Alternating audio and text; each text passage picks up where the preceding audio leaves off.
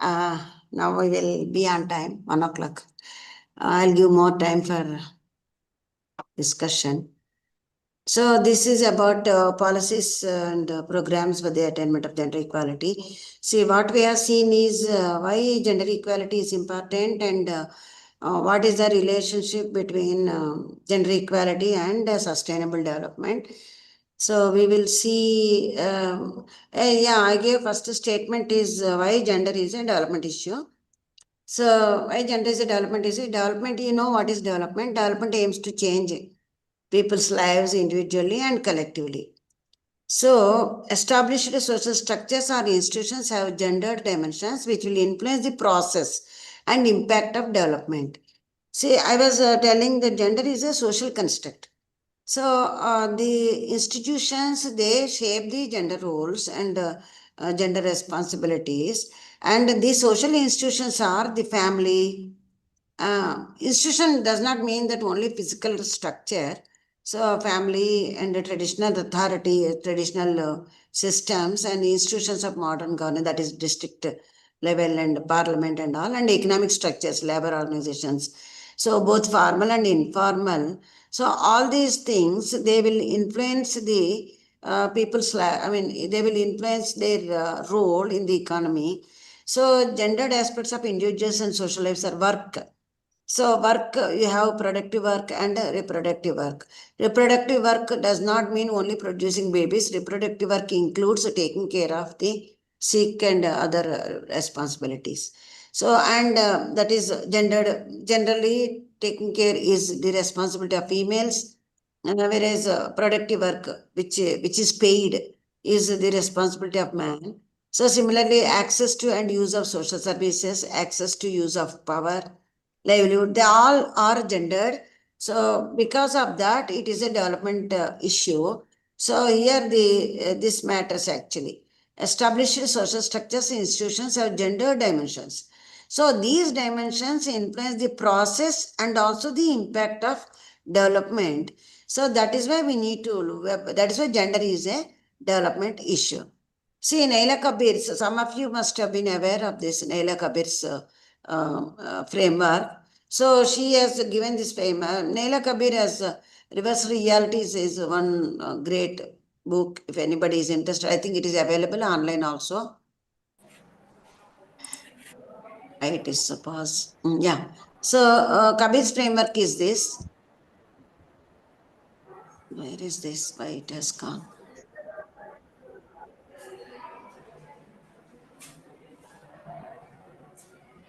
Can you see now? Can you see the screen? Satyanarayana, can you see the screen? Yes, ma'am. Yes, ma'am. Yes. Okay, okay. Yes, Okay. madam. Yes, Yes, I madam. did. Yes. I did some tinkering, I think. That's all. Okay, no problem. So Kabir's framework, what she describes is, it is something like this. Because we are talking about policies, policies could be gender blind and policies could be gender neutral, policies could be gender specific. So gender blind policies is policies that completely ignore the socially determined roles. So these policies do not really look into the gendered roles of male, female, and also the responsibilities, the capabilities. They are not being considered. So those policies are gender blind policies. So rethinking and gender sensitive policies are there. So rethinking assumptions practices. See, based on the thinking about the assumptions and practices that are existing, gender sensitive policies evolved. So gender sensitive policies also, sensitivity could be different. So in gender sensitive policies, one could be gender neutral policies and other could be gender specific policies. And the third type is gender redistributive policies. So in among the gender sensitive policies, gender neutral policies. So these policies intend to leave existing distribution of resources and responsibilities unchanged. See, the gender neutral policies, the intention of these policies is not to make any changes, not to make any, not to increase the burden on women or not to make any gender imbalances. So they are called gender neutral policies. Whereas gender specific policies, these are gender specific policies intended to meet the targeted needs of men and women. within the existing distribution of resources and responsibilities. So gender specific policies, they aim at attaining a particular objective. For example, promoting 100% literacy among women. So then provide scholarships for women and girls. So that are the gender specific policies. So gender redistributive policies, these are much higher level. So redistributive policies intended to transform the existing distribution of resources. See, gender redistributive policies, they try to transform the existing distribution of pattern of distribution of resources based on the gender. So, for example, one example of a gender redistributive policy could be providing equal access to the inherited property to girls. See, earlier our system is that only boys have got access to the resource, to the properties of parents, I mean father or mother. But with the changes in the inheritance laws, so girls also have got equal share in the properties of the parents. So that is mainly, it is a gender redistributive policies. So policies could be either gender neutral or gender specific or gender redistributive. So any economy, several policies will be made, and they all they fit into one of these policies. So when we are talking about policies, international global frameworks, our Indian policies, for example, any country's policies are being influenced, directed by the international global frameworks. So that does not mean that we are not going to take into consideration the local situations and local circumstances, but we have an obligation as a signatory, as a member of international community. So we have certain obligations. So these frameworks, they will determine our own policies also. They influence our own policies. Say, for example, CEDA, that is Convention on Elimination of All Forms of Discrimination Against Women.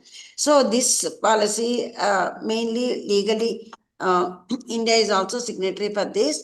So this targets 5.1, ending discrimination.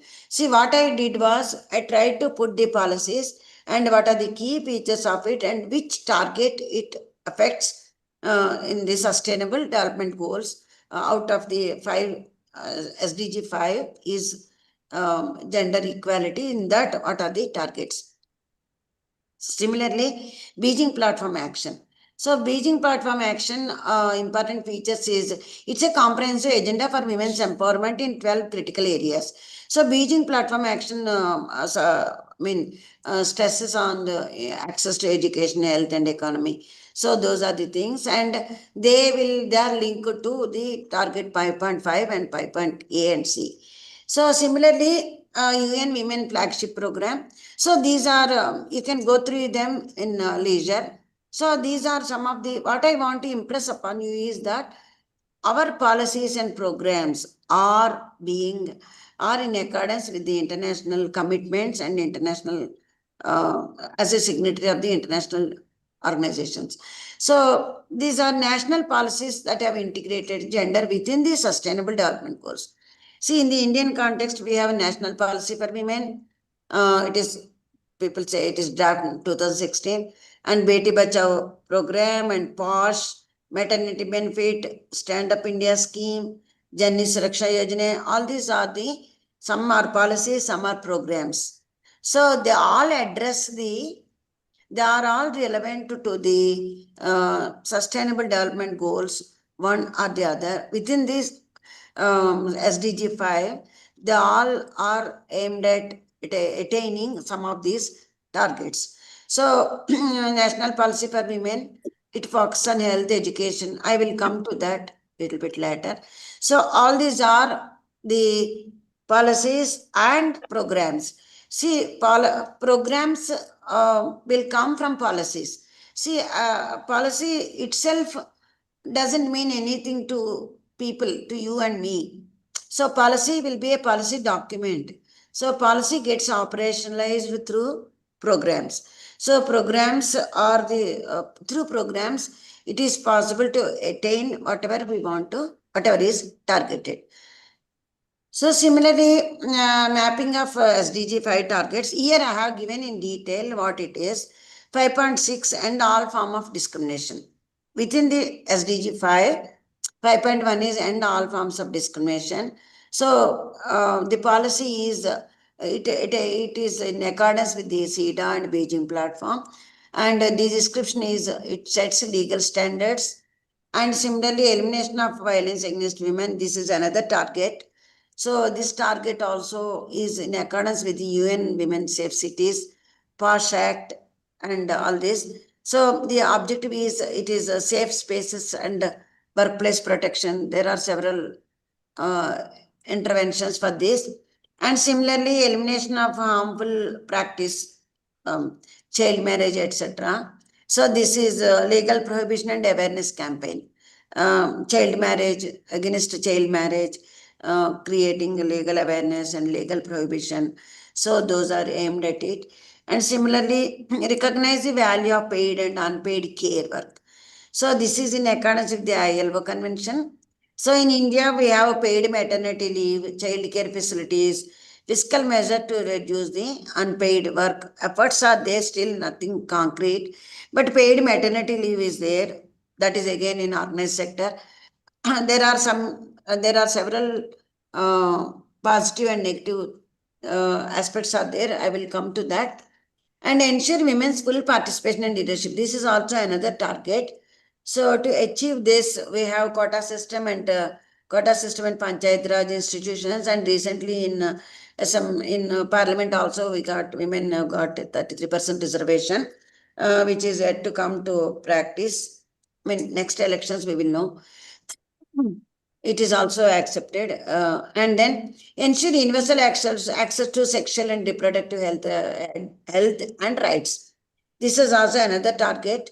So for this, free maternal health services and financial, we have so many schemes under this financial incentives for institutional births, awareness camps. There are many schemes are there. Some of them we will discuss. So here we have is Janani Suraksha Yojana, PM Matravandana Yojana. I am not explaining about each program because that it takes ages, I mean some days to complete this.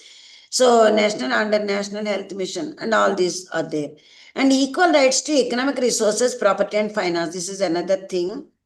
So here mainly SHG bank linkage programs and inheritance laws, as I told you.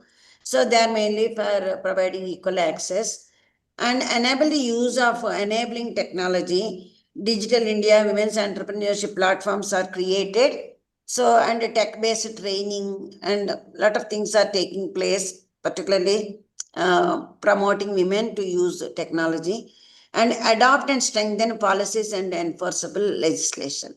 So here we have adopt and strengthen policies and enforceable legislation. So this is mainly gender responsive budget, National States Women Commission, they are there. So this is mainly institutional mechanisms for monitoring and implementing gender equality laws. See, for example, gender budget. Gender budget is being adopted by several states and the center also. So gender budget gives us an opportunity to monitor how much allocations are made for gender related programs. So we will come to that.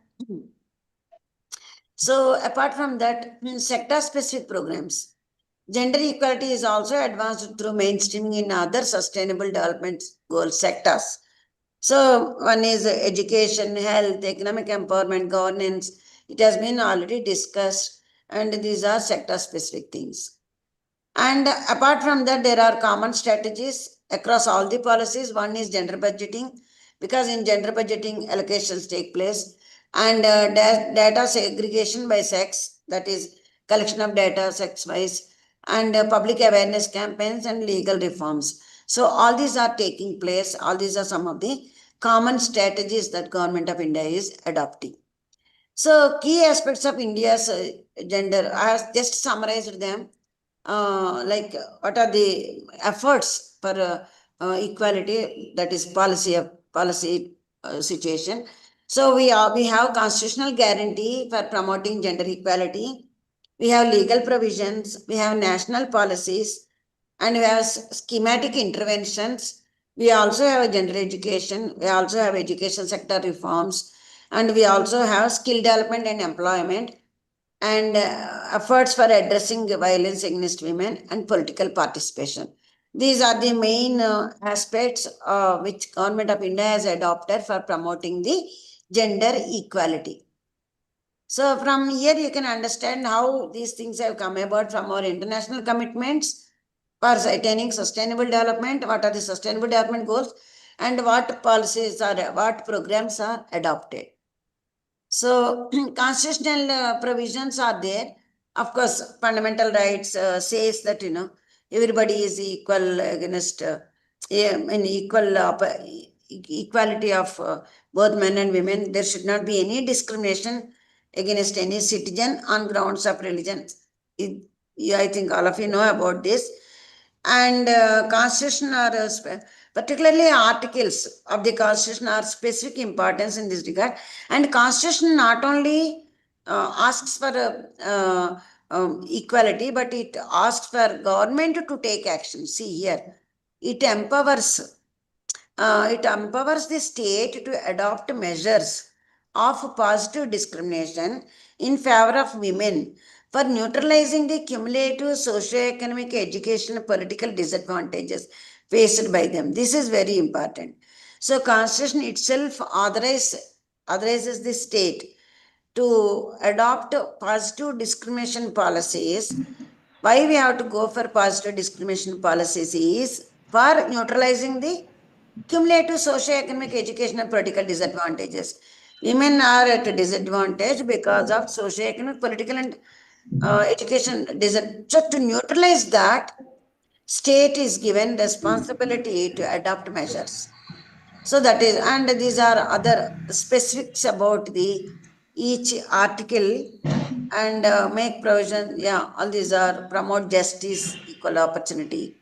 So there are these are all several articles of the Constitution, and specific initiatives. When we come to that, Government of India has introduced what is called the National Commission for Women. So this is a statutory body.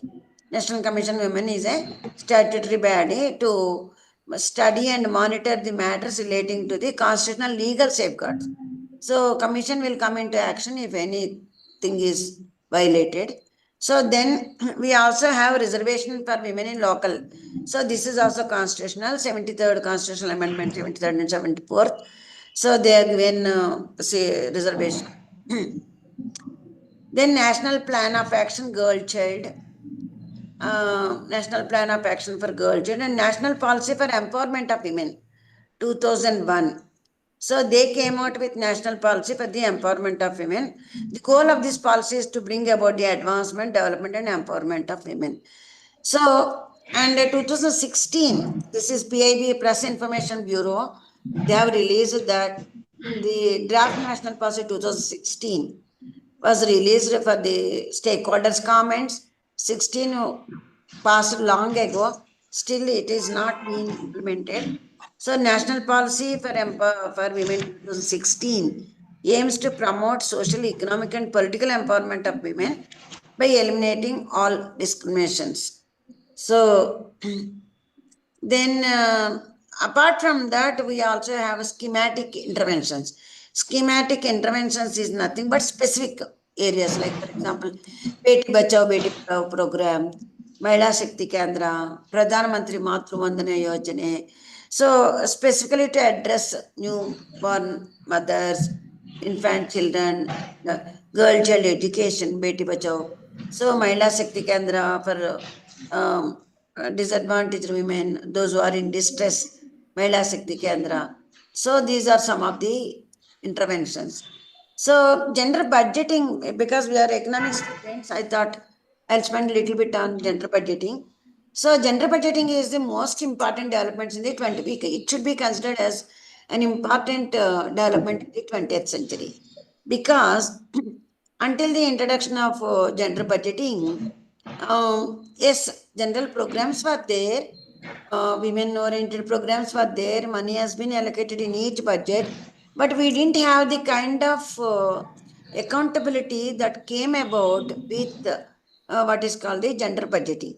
With gender budgeting, government got the accountability and visibility that how much money is allocated for women only programs and how much money is allocated for the schemes, that is 30% reservation for women. So gender budgeting was adopted in 2000, and of course slowly other states also have formed. Karnataka is one of the states, early states.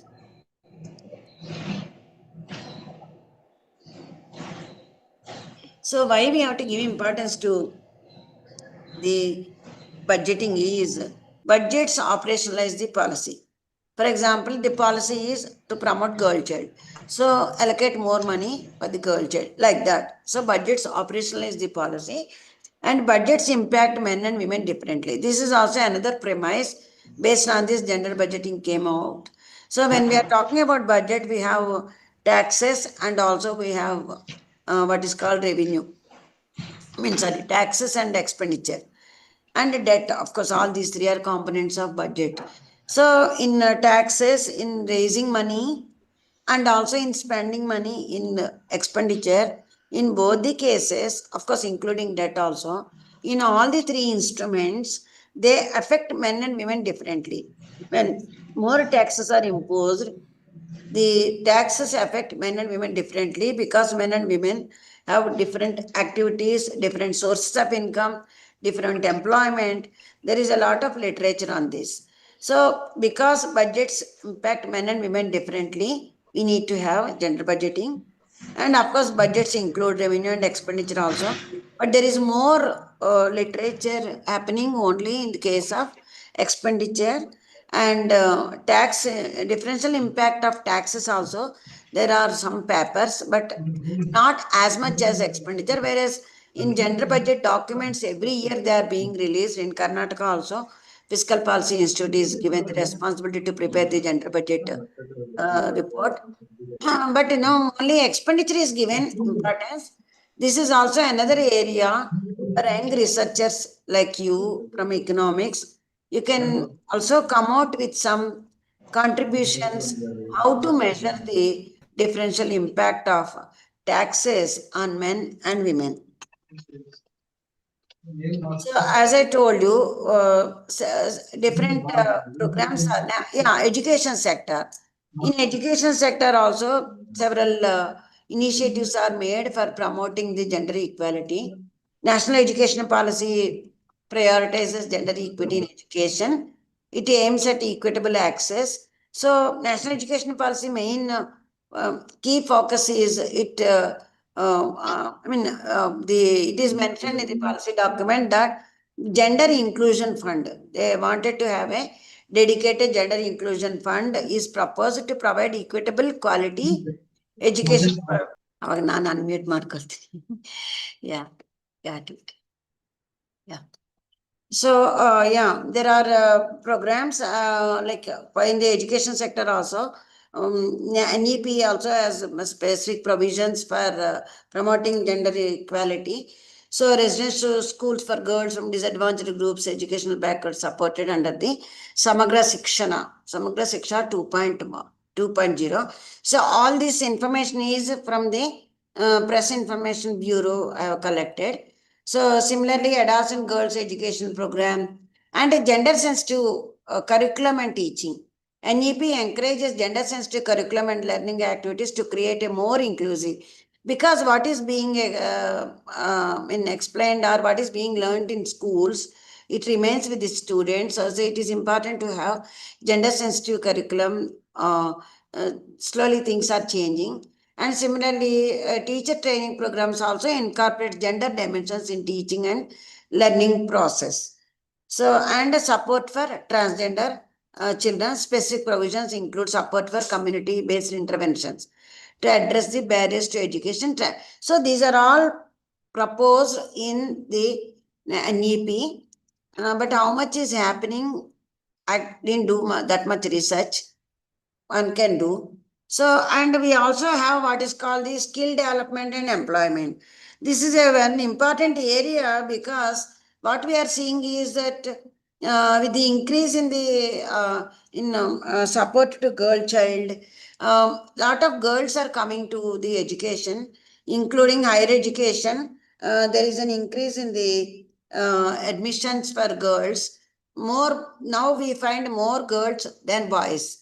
Not because of reservation, because they are scoring well in higher education, they are getting into studies. But what is happening is it is not getting translated into work participation. India is much behind several countries in terms of work participation. Work participation. So, skill development and employment promotion is another important effort by the government. So, vocational training institutions under Skill India mission and also the reskilling program and the Pradhan Mantri Kaushal Vikas Yojana. These are all some of the schemes and some of the programs that are being encouraged to promote skill development and employment opportunities for girls. So, for example, Jan Shikshana Sansthan. So, these are the schemes, and there are exclusive ITIs exclusively for women. So, 30% reservation for seats in candidates in all ITIs. So, all this is taking place in the for promoting girls in the technical and skill, because there are some studies which have shown that why women are not getting into jobs is lack of technical skills. See, those who have non-technical skills, because generally our assumption is that technical skills are only for boys. So very few girls get into the technical field. So that is restricting their employment opportunities. So that is how the ministry has taken efforts to increase the skills. So gender gaps in skill acquisition, they are real. There was a research study. So there gender gap in skills is very real. So approximately there are 15,000 ITIs in India, of which 30% seats are reserved for women. So, and also there are national training institutions. But what has been observed is that 22-23, 36.1% of men and 18.6% of women have received the vocational training. And this gap has increased over. Only 7% of skill trainees were women candidates. And in 2021, only 17% of ITS being women only. So that means, there is, I mean, despite all the efforts, still there is so much of skill gap. This is a very nice report, and you can't copy paste or anything. So you can go through this report and then understand what this study is. So, despite all the efforts, still there is a skill gap, and many are not coming. And what was observed also, many of the girls are getting trained only in beauty parlor and such kind of low paying, I mean, traditional, stereotypic opportunities. So technical field, very few are coming. Still, it is man's domain. So efforts for addressing violence against women. So this is also one of the targets of sustainable development goals in gender. So there are efforts for one-stop center. So these are centers, Sakit centers. They offer integrated services, legal aid and all. But whether even when these things are made, how many women are able to utilize this? So to make them to utilize this, if it is necessary, that confidence building is very important. So, and we also have women helpline, and we also have Nirbhaya fund. Nirbhaya fund also not being utilized. Fund has been created, but it seems Nirbhaya fund is not very much utilized. And there are very few studies to understand why it is not being utilized. So all this comes under gender budgeting. In gender budgeting, how much money is allocated, what is spent and what is not spent. But apart from that, one of the criticisms is that even though we are making gender budgeting, we are not actually doing what needs to be done. So basically understand why money is not spent if money is not spent, rather than because this year money is not spent, so next year reduce the budget. That should not be the thing. You try to understand what are the problems and why it is not being sent. Is it because of lack of necessity, or is it because of technical problems or institutional problems that needs to be addressed before allocating the next year? So political participation, Panchayat Raj institutions and all. So what I am trying to tell is, earlier also I told that there is a reduced gender gap in higher education. So gross enrollment ratio in higher education, this is up to 1920, but now also it has come down. So gender gap has come down. This much was GER female and GER male. So GER female has increased. That means, now we don't have gender disparity in enrollment. Of course, school level, we have already attained 100% gender parity. But this is not being translated into employment opportunity or participation in employment. For most of the developing world, growing level of female school attendance combined with low labor force participation. So we have very low, one of the countries with very low labor participation, but we have gender parity in education. This shows that, young women have more difficult transition from school to work than young men. See, there are several reasons. Will come to that. So another manifestation is more difficult transition for young women. It is leading to what is called the ideal girls phenomena.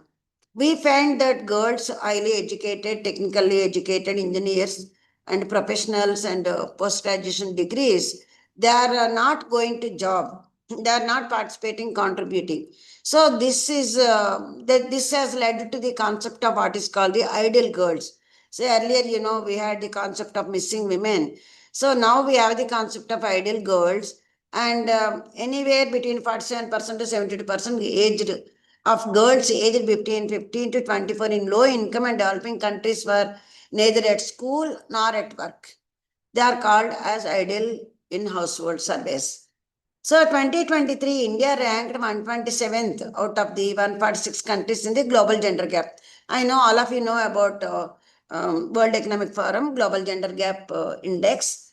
And here in 2023, India ranked 125th out of the 146 countries, and a lower 142 on women's economic participation.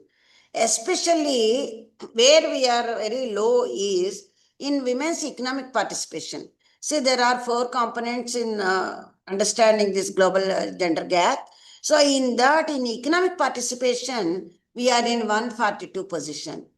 This is echoed by countries' female labor force participation rate. Why? Because we have labor force participation of only 37%. So men's participation is 78%.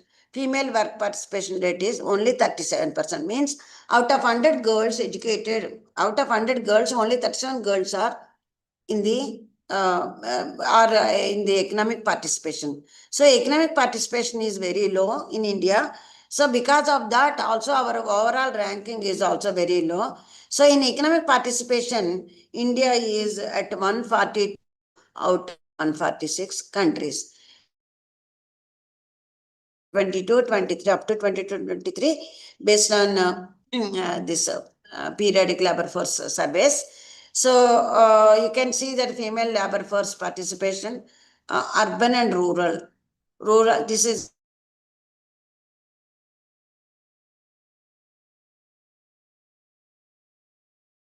participation.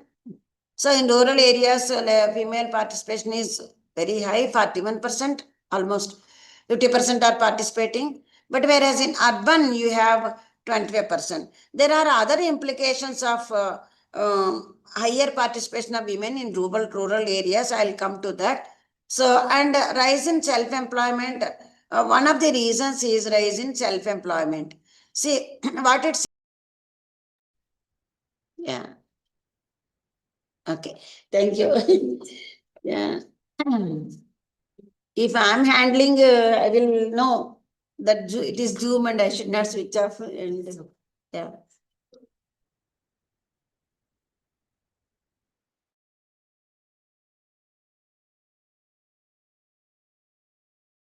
Zoom and I should not touch, but it is just popping up and I just clicked and we are.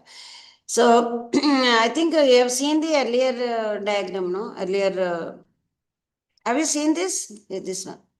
Yeah, this is done, no? This is over? Yes, madam. Yeah, this is over.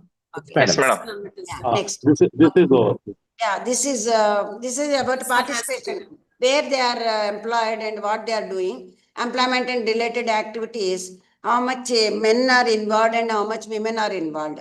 In rural areas as well as in urban areas also, employment and related activities, 56% of men are engaged in employment and related activities. Whereas the production of goods and own consumption, more women are there, and unpaid domestic services. Unpaid domestic services for household members, 82% of females are engaged and 17% of females in urban areas. So you can clearly see, I'm not going to read all the numbers, you can clearly see the gender division of labor and more women in unpaid jobs, unpaid work, and similarly time spent on different activities. How much time is spent on different activities. So these are the numbers and you go through them. So what comes out of this is there is a clear gender division of work among the country. And this is the ratio of female and labor force participation. This is global. I'm coming to, this is Indian situation. Now we are global. Slideshow mode, ma'am. Pardon? Please switch to slideshow mode, ma'am. Slideshow. Yeah, I'll do that. Thank you. Okay, thank you. Yeah. So this is global situation. I just added India, developed countries are there. Few things. I didn't have time to add many countries. So this is also available here. You can add many countries and see. And here you will see India is here. So ratio female. Show ಹಾಕಿಲ್ಲ ಈಗ ಆಯ್ತು. ಇದ್ರಲ್ಲಿ ತೋರಿಸುತ್ತೆ ma'am, ಅಲ್ಲಾಗಿರ್ಲಿಲ್ಲ. Okay. Just Yeah.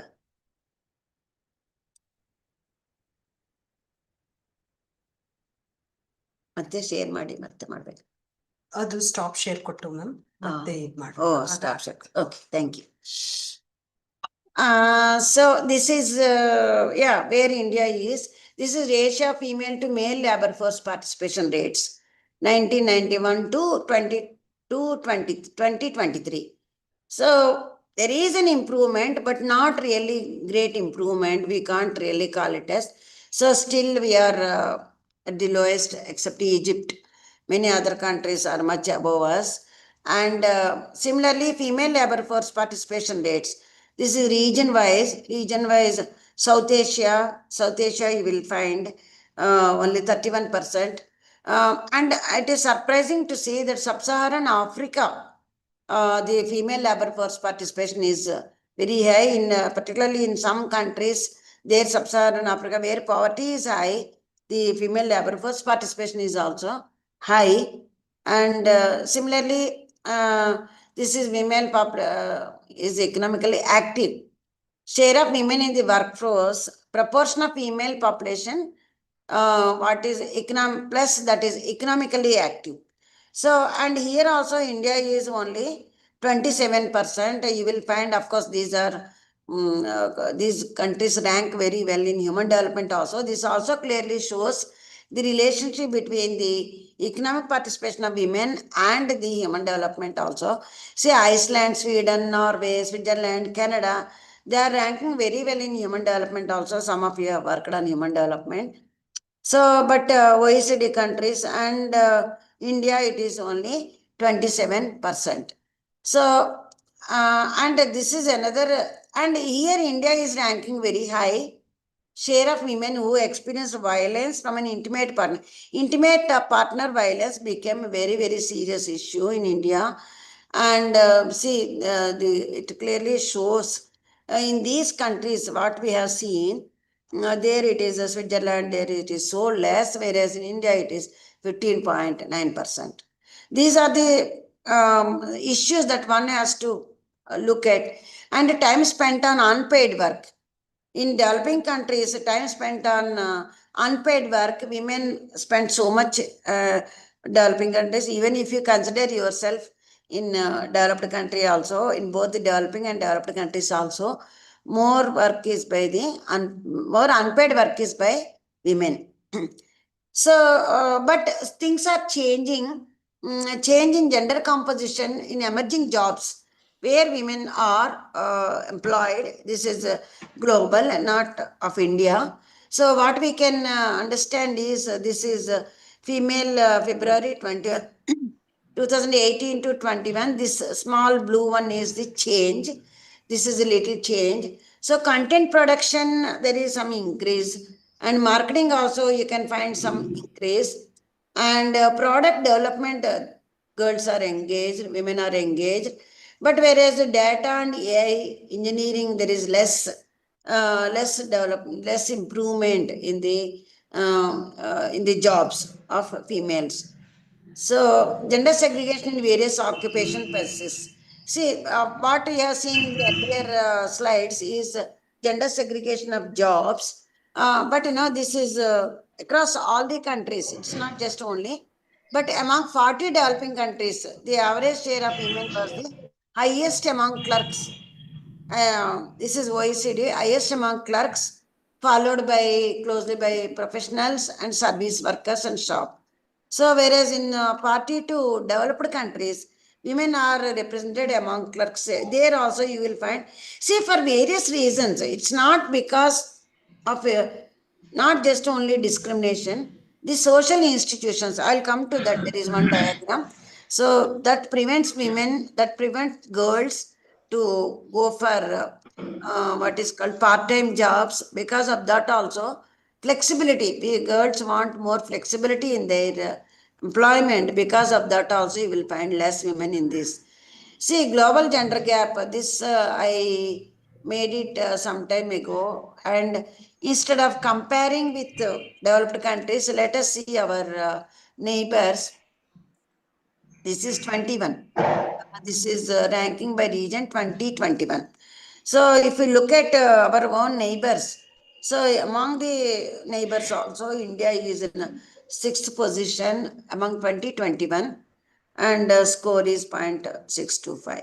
So above was Bhutan, Maldives, behind us only Pakistan and Afghanistan are there. This is the situation. So, World Economic Forum, they have estimated that time, how much time it takes to, this is just out of curiosity, I just took this, how much time it takes at the current relative pace, gender gaps can potentially be closed. How many years it takes? In Western Europe, it takes 52.1 year, because there it is already now, it is less. Whereas in South Asia, where we are also included, it takes 195.4 years to close the gender gap. And challenges, there are several challenges. Why we are not able to bridge the gap is, there are several challenges. So one challenge is the deep-rooted patriarchal norm. Morning also somebody was talking. However much we talk about equality and other things, deep-rooted patriarchal norms, they continue to be having their impact. It takes many generations for the informed citizens. So informed citizens and empowered citizens, they contribute for the reduced gender gap. But it takes many years. And gender disparities in specific sectors, especially work participation, access to resources, decision-making power. In particular sectors, there is a greater gender gap. And effective implementation, that is very important. We have so many policies, programs and all, but how effectively they are implemented, and continuous advocacy and sensitization. See, apart from advocacy, apart from the programs, we also need continuous advocacy and sensitization to these programs. See, this is what I was talking about. How the labor market participation is being influenced economic status and labor market participation. It is influenced by economic development and also and access to resources and social institutions. This is very important. So this is social institutions, family code, physical integrity, civil liberties, ownership of rights. All these social institutions, they will have an impact on the economic status of women. And these institutions, they affect the access to resources. These institutions, they also affect the economic development. In turn, they will also be affecting the economic status of women and the labor market participation. So this is how the institutions, whatever may be your policies and whatever may be your programs, so these institutional institutions will be affecting them. So OECD came out with social indicators and gender index, social institutions and gender index. See what they have taken, because I have taken only our neighbors, Asian countries. So particularly SIGA, there are several variables. Anybody interested, they can also see gender index. I have given the source also. So here what comes out very clearly is that SIGA value and discrimination in the family, restricted physical integrity, restricted access to productive and financial resources, restricted civil liberties. All these contribute to the gender development. So in this, in the impact of these social institutions, so India is ranked in the medium, India and Nepal, whereas Sri Lanka, it is ranked high based on the index values. And Afghanistan, Bangladesh, even though it is poor Bangladesh, there also, and Islamic Republic country, they are doing better than the India. So, and if you look at this, this is fully data oriented presentation. I'm sorry if it is boring. So this is, I just want to compare what is our score in 2006 and 2020. In Global Gender Gap Index, we have economic participation and opportunity, educational attainment, health and survival, and political empowerment. So I discussed about this, what are the government programs, policies for the economic participation of women and other things. So we were at our score. Let us look at the scores. So we were at 0601 in 2006, and in 2020 there is certainly there is an improvement, but in position we have come down, and this is the position in 112 we came. So this is about I think the same thing. No, this is 2025. Where are we in 2025? So yeah, this is. So where are we in 2025? You can see 2024 and 2025. Here also there is still gap to, no, health and education we have filled the gap. Whereas in economic participation and politics, we have still long way to go. And if you look at the global gender gap, rank was 131 in 2025. And 24, it was 129th. And economic participation, 142, we have come down to 144. So educational attainment, we have improved. Educational attainment 112 to 110, we have improved. Health also 1 point we have improved, 142 to 1. No, we have come down 1 point. And political empowerment, 65th to 69th. So this is the relative situation. And among all the sustainable development goals, so we are lagging behind in gender equality, in attainment of gender equality. This is also being shown.